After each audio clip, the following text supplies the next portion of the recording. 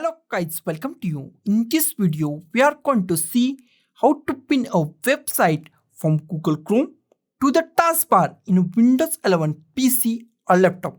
It is a very easy and simple process. So let's go to our video. First go to the Google Chrome, open the Google Chrome, search for your website or open your website. In this case, I opening the Wikipedia. You can open any website that you like. Open your website. In Google Chrome, at the top, we find three dots. Click on these three dots in Google Chrome.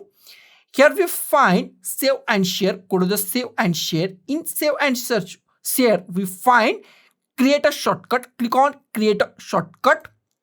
Give any name that you like. I give this name. You can give any name and click on create. Go to the desktop. On desktop, our shortcut is now created. Right click on the shortcut, newly created shortcut of our website. Right click on it. Here we find show more options. Click on the show more options.